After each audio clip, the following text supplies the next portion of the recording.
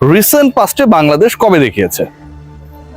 বাংলাদেশ দল টি-20 ফরম্যাটে, মানে বাংলাদেশের অতি সাম্প্রতিক সময়ের যদি বিভিন্ন ফরম্যাটের ক্রিকেট এবং পারফরমেন্সকে বিশ্লেষণ করা হয়, তাহলে ওয়ানডেটা সবচেয়ে পিছিয়ে পড়া একটা ফরম্যাট বলতেও পারেন। কারণ ওয়ানডেতে বাংলাদেশের বিশ্বকাপ খেলা নিয়ে একটা জটিলতা তৈরি হয়েছিল কদিন আগেও। এখন বাংলাদেশ মোটামুটি একটা অবস্থায় রয়েছে টানা 4টা সিরিজ জিতে। কিন্তু বাংলাদেশের সবচেয়ে ফেভারিট ফরম্যাট না হয়েও কনসিস্টেন্সি ছিল, পারফরমেন্স ভালো। তার একটা গত 5 সিরিজের, এই সিরিজের আগে 4টায় যেটা টি-20, সেই টি-20 ফরম্যাটে অবশেষে বাংলাদেশ এমন অপেশাদারিত্ব, অপরিপক্কতা দেখি অস্ট্রেলিয়ার বিপক্ষে আজকের ম্যাচে পরাজয়ের মাধ্যমে হোয়াইট ওয়াশ রেজিস্টার করলো।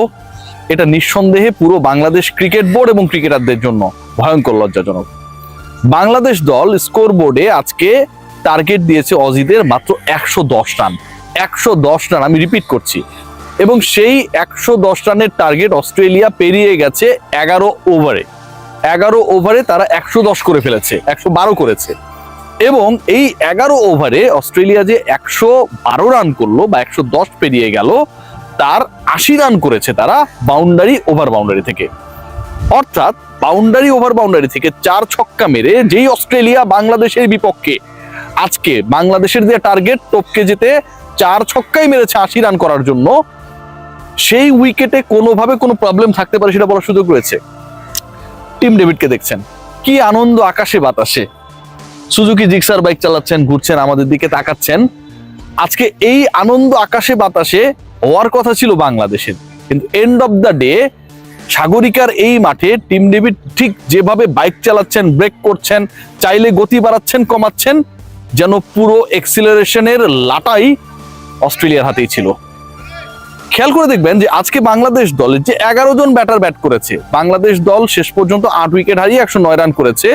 সেই 11 জন ব্যাটারের মধ্যে মাত্র 2 জন ক্রিকেটার ডাবল ডিজিটে যেতে পেরেছেন। ভয়ঙ্কর তথ্য।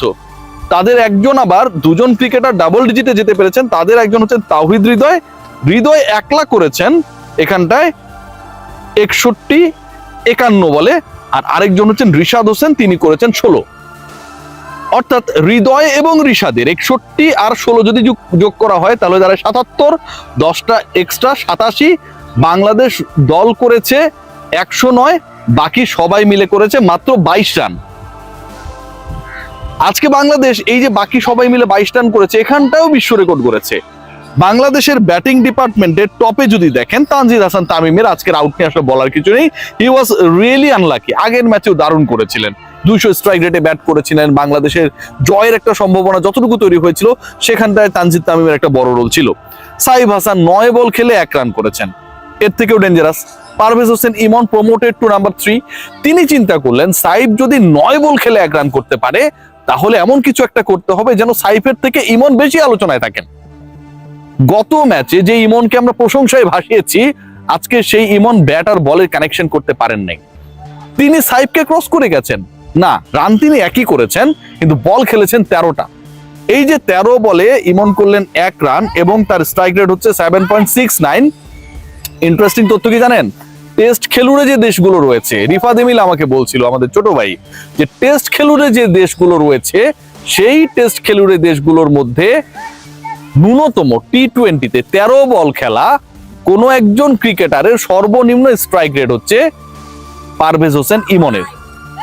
ভাবা যায়, পারভেজ হোসেন ইমন 1 রান করতে খেলেছেন 13 বল, সাইফ হাসান 1 রান করতে খেলেছেন 9 বল। এই দুজন মিলে 2 রান করেছেন 22 বলে। বাংলাদেশ দল যেই পিচকে, যেই উইকেটকে অনেকটা যেন মিরপুরের ধানক্ষেত আমাদেরকে ভাবতে বাধ্য করছিল ডিউরিং দেয়ার ব্যাটিং ইনিংস, সেখানটায় অস্ট্রেলিয়া 112 করেছে মাত্র 11 ওভারে।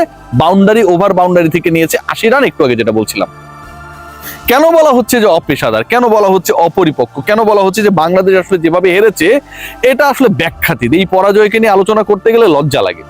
খেয়াল করে দেখুন বাংলাদেশের যে দলটা, এই যে দেখুন এখানে একটা জটলা হয়ে গেছে, ডেভিডকে কেন্দ্র করে সবার মধ্যে আলোচনা চলছে, তাই না? They actually played a very professional cricket. But বাংলাদেশের যে দলটা, তারা কতগুলো অপেশাদারিত্বের পরিচয় দিয়েছে।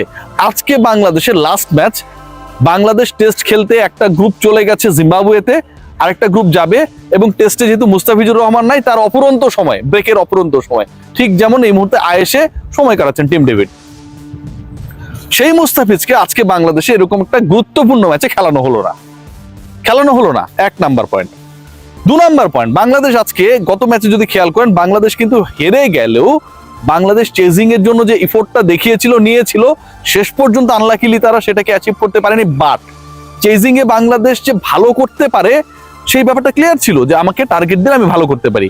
আজকে টস জিতে বাংলাদেশ এই ওভারকাস্ট সিচুয়েশনে সাগরিকায় কি ডিসিশন নিল, যে তারা ব্যাটিং করবে। 2 নাম্বার ভুল ডিসিশন। আজকে বাংলাদেশ কিছু পরিবর্তন এনেছে, সেই পরিবর্তনের একটা গুরুত্বপূর্ণ জায়গা হচ্ছে নুরুল হাসান সোহান। নুরুল হাসান সোহানকে নিয়ে আমাদের অনেক আলোচনা হয়।